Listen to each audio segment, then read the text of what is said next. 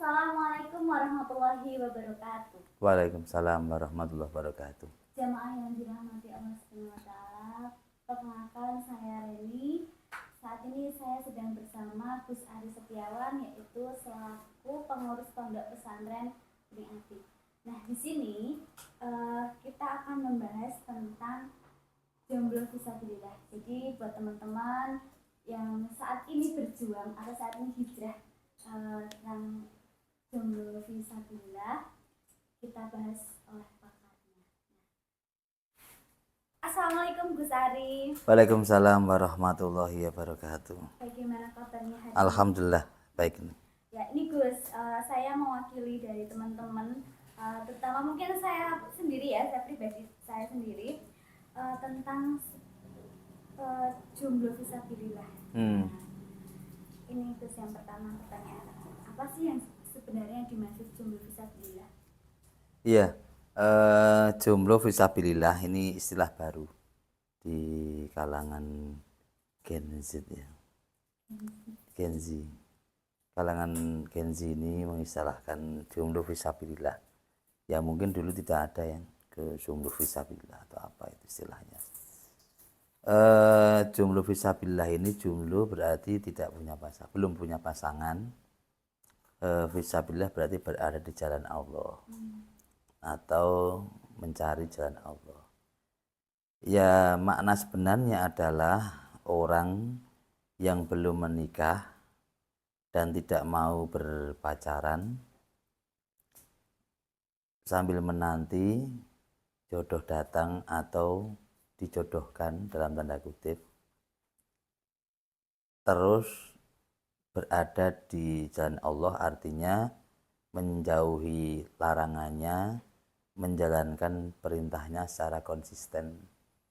Artinya pemuda yang tetap konsisten melakukan sholat 5 waktu, kemudian melakukan zakat kalau dia mampu, kemudian puasa,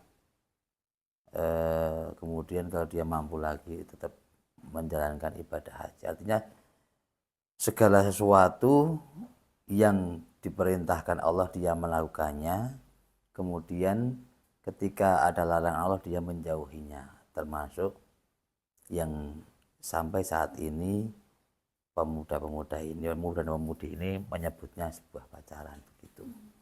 Oh ya, Gus, ini ada istilah baru nih, Kak, dari perjalanan jomblo itu adalah menahan diri ya istilahnya.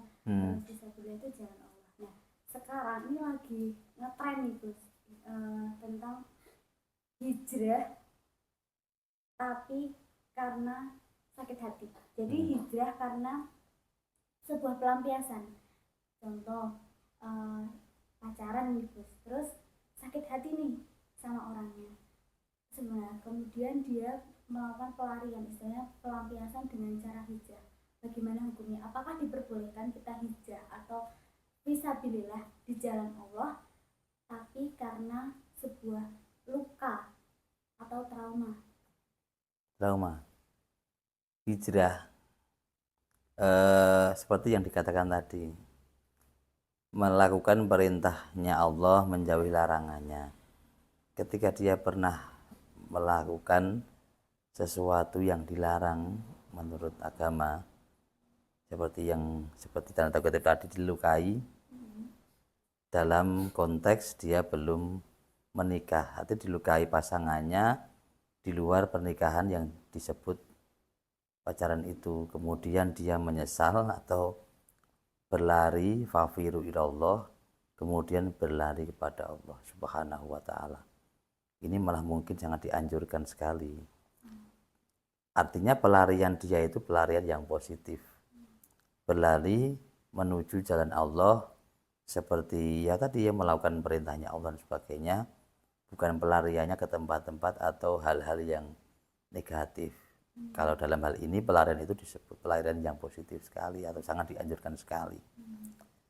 Kemudian setelah dilukai itu dia tidak melakukannya lagi atau enggak mau lagi sampai pada saat atau momen yang tepat untuk dia siap untuk melakukan, untuk menjalin hubungan yang serius yang disebut pernikahan itu. Ya. Jadi diperbolehkan ya Gus apabila sebuah pelarian kayak aduh sakit hati terus hijrah aja lah. Iya. Menunggu jodoh yang Iya. gitu. Boleh. Berarti diperbolehkan ya Gus? Diperbolehkan. Apakah ada hadisnya ketika kita menunggu jodoh itu? Oh iya. Sebenarnya hadis tapi sangat berat untuk melakukannya. Karena begini, ada satu hadis mengatakan yang artinya begini. Wahai pemuda, apabila kamu sudah mampu untuk menikah, maka menikahlah. Karena menikah itu bisa menjauhkanmu dari fawahish yaitu zina, bisa memejamkan matamu dari dalam hal ini menjauhi maksiat mata itu. Kemudian kalau kamu tidak mampu atau belum mampu untuk menikah, maka berpuasalah. Karena puasa ini akan meredam nafsu, kemudian puasa ini akan mendekatkan kepada Tuhan Yang Maha Esa. Artinya sambil menunggu bagi jomblo-jomblo fisabilillah ini, perbanyaklah berpuasa. Kalau mampu berpuasa. Puasa kan dengan makna yang sangat luas. Puasa secara hakikat berarti berpuasa lisannya, berpuasa pandangannya, berpuasa nafsunya, berpuasa nafsu makan dan sebagainya. Sambil menunggu, bukan menunggu sih, berikhtiar di cara yang lain. Gitu. Ngomongin puasa dan ngomongin menahan diri ya Gus. Kalau jatuh cinta itu apakah termasuk zina? Otomatis jatuh cinta itu kan kita memikirkan seseorang yang kita cintai. Jatuh cinta itu kan pastinya itu ada bayangan, membayangkan seseorang yang kita cintai. Apakah itu sudah termasuk zina? Ya, jatuh cinta dalam makna apa nih? Dalam konteks apa? Jatuh cinta seperti ini contohnya. Kita jatuh cinta dengan seseorang tapi diungkapkan, misalnya diungkapkan terus gayung bersambut, si dia ini mengamini apa yang kita mintakan kepadanya. Ini jatuh cinta benar yang akhirnya menjadi sebuah pacaran, ya tidak boleh. Tentu tidak boleh karena akan kedepannya pasti ada plus minusnya seperti itu. Tapi kalau jatuh cinta begini, ada kata-kata yang menarik, aku dan kamu berada di langit yang sama, di bumi yang sama dan bertemu dalam doa yang sama. Itu yang jatuh cinta yang sebenarnya seperti itu. Jadi saling mendoakan ya. Saling mendoakan. Kalau memang berjodoh akan dipertemukan di doa yang sama. Di doa yang sama. Yang penting tidak mencintai. Ya, maksudnya iya, maksudnya sudah punya seseorang gitu ya, gimana ya itu begini, jatuh cinta seperti ini contoh ada satu kitab atau buku yang berjudul Laila Majnun itu.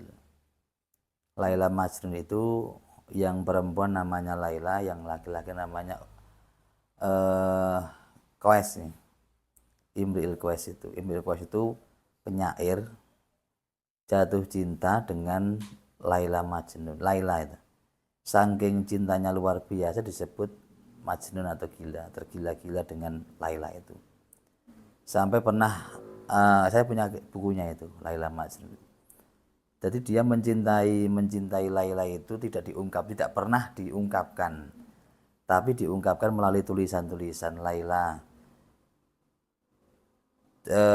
pintu ini pernah kau sentuh Laila, tembok ini pernah kau sentuh Laila, dan jalan setapak ini pernah kau lalui Laila. Dan aku tidak melihat ini jalan setapak, ini pintu, ini almari, ini masjid, tapi yang aku lihat hanya kamu Laila. Tapi itu panjang sekali. Artinya segala sesuatu cinta itu diperbolehkan dalam hal ada jarak-jaraknya atau ada batasan-batasannya seperti itu.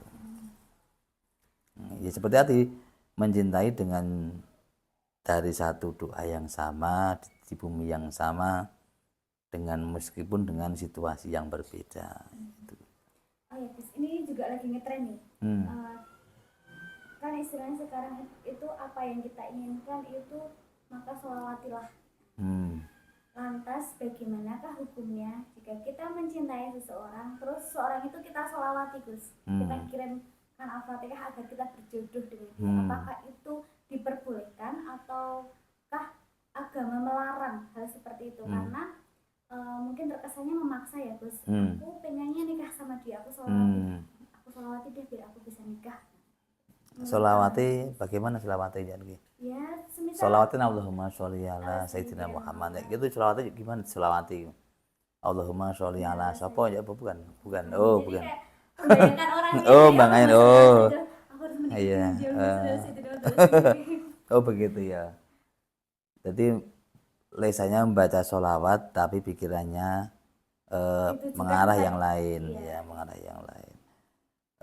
Seperti hukum sholawat sendiri, membaca sholawat itu diperbolehkan dalam keadaan apapun. Bahkan ada satu ulama yang mengatakan membaca sholawat tapi dengan hati yang sombong saja itu sudah mendapatkan pahala, apalagi dengan tulus.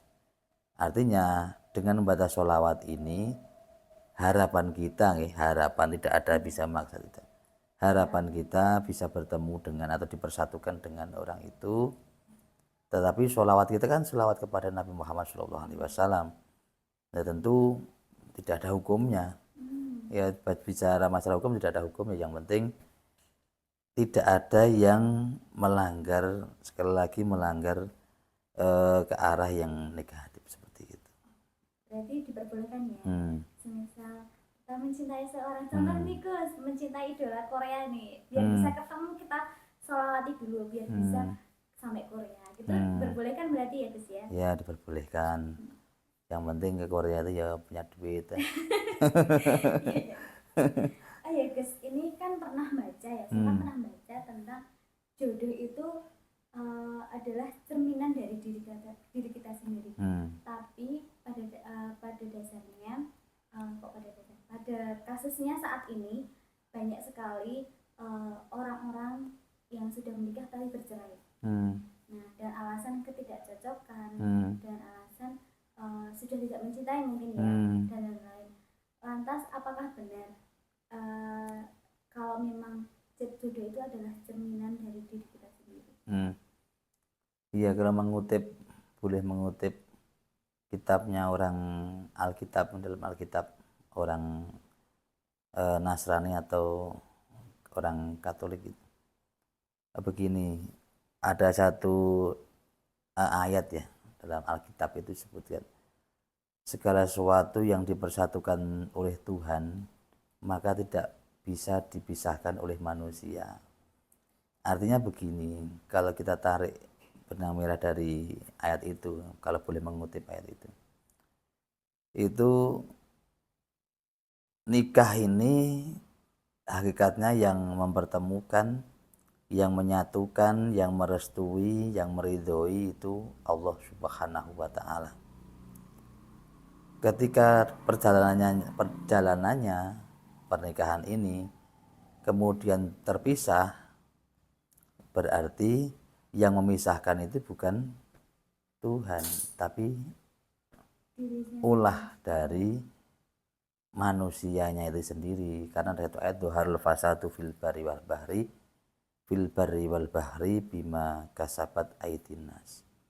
Kerusakan di bumi termasuk perceraian itu segala sesuatunya ini baik di laut, di bumi, di tanah, di daratan, segala suatu kerusakan ini tidak lain tidak bukan karena ulah manusia itu sendiri. Andai pasti tidak ada asap kalau tidak ada api, tidak ada asap ya. Kalau tidak ada permasalahan atau kesalahan yang fatal dari salah satu pasangan ini tidak mungkin akan bercerai, pasti akan sakinah mawaddah warahmah. Sakinah ini kan ketenangan, roh diambil dari rahmah ini, kita selalu meminta kasih sayang dari Allah Subhanahu wa Ta'ala gitu. Berarti memang ini ya Gus, diupayakan nggih, diupayakan untuk selalu sakinah, dan membuat ketentraman rumah tangga ini agar selalu tentram, bagaimana menjaga hubungan. nah ini kan kebetulan Gus Aris juga sudah berkeluarga dengan saya kan belum berkeluarga nih Gus. Nah tips yang baik maksudnya bagaimana sih cara kita menjaga keluarga yang sakinah mawaddah dan warahmah? Kalau perbedaan pendapat itu pasti, dua hati disatukan kan tidak mungkin sama warna favorit, warna kesukaan, makan kesukaan,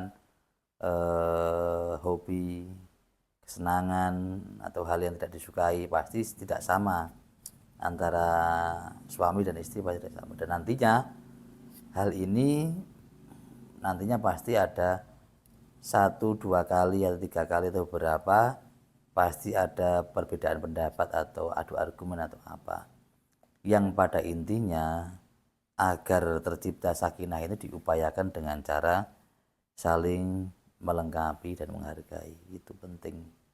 Pertama itu. Yang kedua, antara suami dan istri ini bisa saling menjaga kepercayaan itu sendiri ketika tidak dalam satu rumah, tidak bersama. Itu penting agar bisa abadi dan langgeng itu. Itu bagi yang menikah ya Gus ya. Tapi dari agama itu boleh nggak sih Gus kalau misal kita memilih untuk tidak menikah? Memilih untuk tidak menikah Ya. dengan di agama itu dihalalkan atau diharamkan dengan alasan contoh karena sisi trauma, sakit hati, atau karena tidak ada atau karena fokus dari dirinya sendiri. Fokus dirinya sendiri. Iya, mesti fokus. Ada seorang yang tidak mau diribetkan, istilahnya direpotkan oleh orang lain. Jadi dia memilih hidup sendiri. Tidak ada alasan khusus. Apakah diperbolehkan di agama kalau kita memilih untuk tidak menikah? Oh iya. Kalau dalam agama seperti hadis yang terkenal atau sering diucapkan balik itu bahwa nikah itu merupakan sunnah dari Nabi Muhammad SAW. Sunnah itu artinya sesuatu yang dilakukan oleh Nabi Muhammad SAW. Kemudian Nabi melanjutkan hadis itu, barang siapa yang tidak menyukai sunnahku ini, maka dia bukan termasuk golonganku atau bagian dariku. Nah, dalam hal ini bermakna sangat luas atau asbabul khurud dari hadis ini. Nantinya ada alasan khusus ketika orang tidak mau menikah dengan alasan misalnya pengen fokus untuk mengaji atau menghatamkan Al-Quran atau lebih mencintai Al-Qurannya, menghafalkan, takut, khawatir kalau dia menikah, dia seorang perempuan atau seorang laki-laki, takut hafalannya terganggu, hafalan Qurannya terganggu, dia terganggu oleh aktivitas, terganggu oleh ekonomi, anak dan keluarga, dia terus memutuskan untuk tidak menikah selamanya, itu diperbolehkan. Akan tetapi kalau dengan alasan trauma, alasan takut disakiti, ini tentu tidak diperbolehkan. Seperti trauma atau pernah disakiti atau berkali-kali disakiti nanti, dan trauma sekali untuk menikah tidak boleh. Padahal saat ini lagi ngetren banget nih wanita-wanita independen yang dia memilih untuk tidak menikah. Nah, pengen menikmati hidup sendiri. Iya, menikmati hidup sendiri. Ada istilah tidak butuh seorang laki-laki. Seperti itu. Iya, biasanya seperti itu, menyesal ketika berumur 55 tahun. Ketika sendi-sendi sudah mulai minta tolong. Kemudian mulai beberapa penyakit faktor usia itu datang, itu baru menyadari arti pentingnya menikah. Karena Nabi Muhammad SAW mencontohkan sebuah kesunahan apapun, itu manfaatnya pasti ada ganda, tidak hanya satu. Contoh, melakukan pernikahan ini manfaatnya ganda. Yang pertama tentu mendapatkan pahala karena mengikuti dengan niat yang benar, tentu mendapatkan pahala dari pernikahan itu sendiri. Kemudian yang kedua, manfaat pernikahan ini mendewasakan berpikir. Orang yang sudah menikah itu tentu cara berpikirnya berbeda dengan orang yang belum menikah. Meskipun secara usia yang sudah menikah itu lebih muda daripada yang belum menikah tapi lebih tua, tapi cara pandangnya tentu lebih dewasa. Karena apa? Dihadapkan beberapa masalah ini yang mendewasakan seseorang. Ini idealnya. Tapi meskipun ada sebagian pasangan ini sudah beberapa tahun tapi pikirannya selanang tidak dewasa juga ada. Tentu SDM-nya juga mungkin itu atau pengetahuannya pribadinya itu. Terus ini Gus, kan Allah itu menjanjikan bahwa semua makhluk hidup di dunia itu berpasang-pasangan. Lantas kenapa ada seseorang yang sampai saat ini belum berpasangan? Kalau istilahnya belum bertemu jodohnya. Apakah sebuah pernikahan itu harus didasarkan dengan rasa cinta? Oh itu. Sari, Oh iya. Berpacaran setelah menikah itu lebih nikmat daripada berpacaran 10 tahun kemudian tidak menikah. Pengalaman ini. Karena memang ada istilah ta'aruf dulu itu, ta'aruf zaman dulu. Ta'arufnya zaman dulu berbeda dengan ta'aruf zaman sekarang. Jadi ta'aruf zaman dulu seperti banyak kiai-kiai sepuh itu belum pernah mengenali calonnya tapi sudah dijodohkan dalam waktu yang sama. Ta'aruf, kemudian setelah ta'aruf hari itu juga sore, misalnya sore ta'aruf, kemudian sore itu juga dinikahkan, diijab kabulkan. Padahal belum tahu ini karakternya seperti apa, kita tidak bisa memilih, hanya manut orang tua. Ternyata barokahnya ikut orang barokahnya taat kepada orang tua ini ternyata sampai generasi ketiganya keluarganya benar-benar sakinah mawaddah, karena mungkin mendapatkan ridho Allah, mendapatkan ridho orang tua, karena membahagiakan marem ke orang tua, mengikuti pendapat orang tua dan tidak ingin memilih pilihannya sendiri seperti itu. Jadi sebenarnya perintahnya Allah Subhanahu wa taala dalam Al-Qur'an itu taatlah orang tua itu sampai sedemikian itu, mentaati orang tua itu ketika ditaarufkan oleh orang tua, dijodohkan itu manut itu termasuk taat kepada orang tua sebenarnya, tapi kan berat. Karena sekarang banyak opsi. Iya. Ya seperti itu. Kan itu yang istilahnya mencintai setelah menikah. Terus untuk saya juga nih Gus, bagaimana sih cara kita mendapatkan jodoh yang baik? Bagaimanakah kita bisa mendapatkan jodoh sesuai dengan cerminan dari diri kita sendiri? Mungkin dari Gus Ari.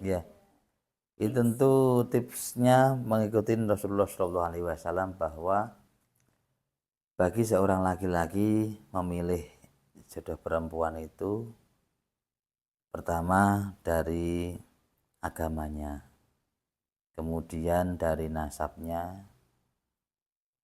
kemudian dari cantiknya, wajahnya, kemudian dari hartanya. Kalau keempat-empatnya tidak ditemukan, baiklah, berarti kalau perempuan mencari atau memilih kriteria laki-laki, ya yang pertama adalah agamanya. Karena nanti yang menuntunnya seperti doa-doa zaman sekarang tiljana itu. Kemudian yang kedua dari sisi nasabnya, keturunan siapa, ayahnya dan ibunya siapa, mbahnya seperti apa. Kemudian yang ketiga baru paras wajahnya, dan yang keempat adalah hartanya. Kalau empat-empatnya tidak ditemukan, yang penting laki-laki. Ini 4 kriteria itu tidak ketemukan, yang penting laki-laki kan. Iya, karena sekarang banyak laki-laki yang palsu, Gus. Iya, karena begini, kriteria Nabi Muhammad SAW seperti 4 itu ya, 4 itu. Artinya apa? Nabi memberi kriteria itu bagi laki-laki berarti mencari laki-laki berarti gantengnya, agamanya. Bagi perempuan berarti laki-laki mencari perempuan berarti dari sisi cantik dan agamanya. Artinya begini, bagaimana untuk kita mencari seperti itu yang sesuai kita ya, kita memantaskan diri untuk sampai ke titik itu kan gitu. Ketika kita sudah sampai grade passing grade-nya itu, tentu kita tidak mencari laki-laki itu sudah mendekati. Yang dicari kita karena apa? Kita sudah memantaskan diri untuk sampai ke tahap itu. Untuk menjadi seorang wanita solihah tentu dengan proses belajar, mengaji, mengkaji dan mengamalkan apa yang diketahui, apa yang pernah dikaji, pernah kita ikut kajian. Tidak hanya ikut kajiannya tapi juga mengamalkan dari apa yang dikaji itu nanti akan membentuk karakter pribadinya seseorang ini menjadi pantas lah untuk dipilih gitu. Ya, itu yang istilahnya yang menikah ya Gus ya. Hmm. Nah ini juga lagi ngetren juga nih Gus. Menikah tapi memilih untuk tidak punya keturunan. Oh, child free itu. Child free ya. Menurut Gus Ari sendiri, apakah setuju dengan pendapat seperti itu? Oh iya, tidak setuju. Apalagi bertentangan dengan hukum syariat child free. Memilih untuk tidak menikah tapi memilih atau memutuskan untuk tidak pernah mempunyai keturunan itu sangat bertentangan dengan syariat, apalagi sunnah.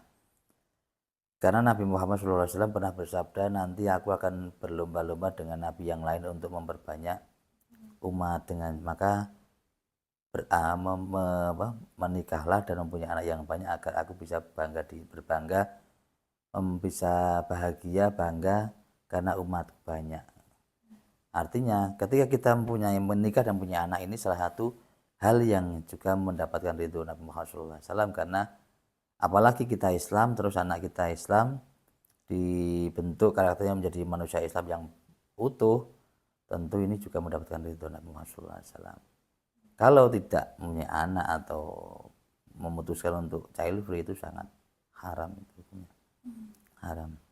Jadi tidak diperbolehkan. Tidak diperbolehkan. Oke, buat teman-teman ini Gus yang di rumah nih, termasuk buat saya juga ya.